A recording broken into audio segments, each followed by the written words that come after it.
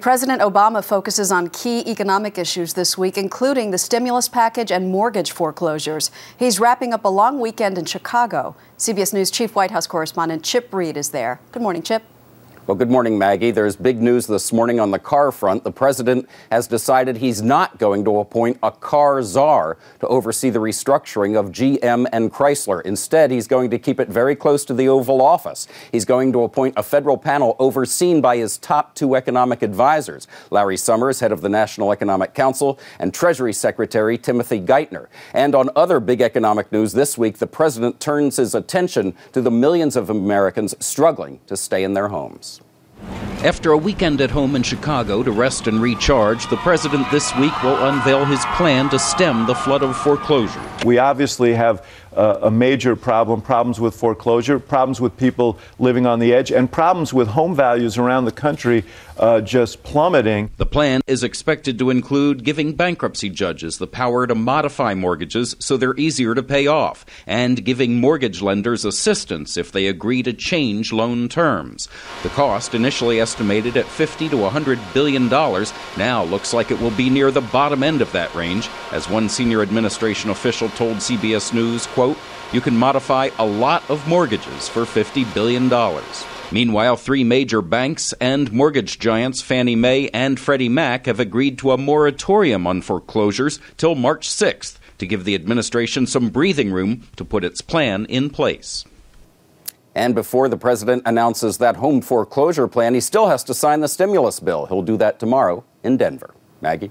CBS's Chip Reid in Chicago. Thank you, Chip. Joining us now from Richmond, Virginia, is the Republican House Whip, Congressman Eric Cantor. Good morning, Congressman. Good morning, Maggie. Let's begin with the president's housing bill, since we were just talking about it. Unlike the stimulus, will you urge your fellow Republicans in the House to support this? Well, Maggie, I think, first of all, when we're looking at the housing situation, we ought to all be aiming for the fact that Americans should have every opportunity to achieve the American dream and own a home. We should also do everything we can to make sure that those who are in their homes stay in their homes. But when you're looking at the policy here, you've got to start with the fact that 93% of America's families are current on their mortgages and, frankly, are out there wondering, who is going to pay for this continued succession of bailouts. Homeowners right now are suffering under skyrocketing property taxes. And if we put the bill for $50 billion plus on top of all the bills that families have right now, you may very well be set to encourage more foreclosures.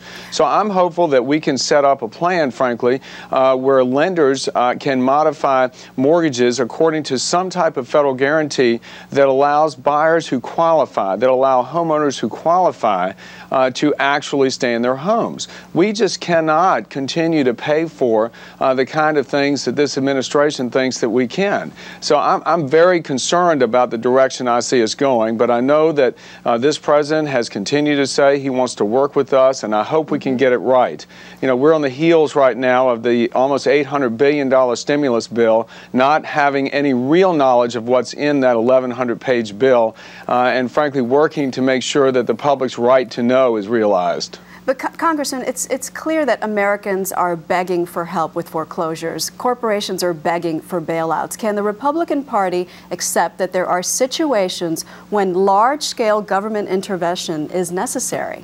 Well, there's no question that the last stimulus bill that passed last week, the nearly $800 billion bill, had some programs in it that we support. I mean, listen, for infrastructure projects that are ready to roll, that we can create jobs within the first 12 months. But everyone opposed it. Why? Where's the bipartisanship? Are you afraid of being seen as obstructionist? No, listen, we presented a plan that was smarter, that was simpler, where we applied the analysis of President Obama's economic folks themselves, which said, this analysis said that our plan created twice as many jobs at half the cost.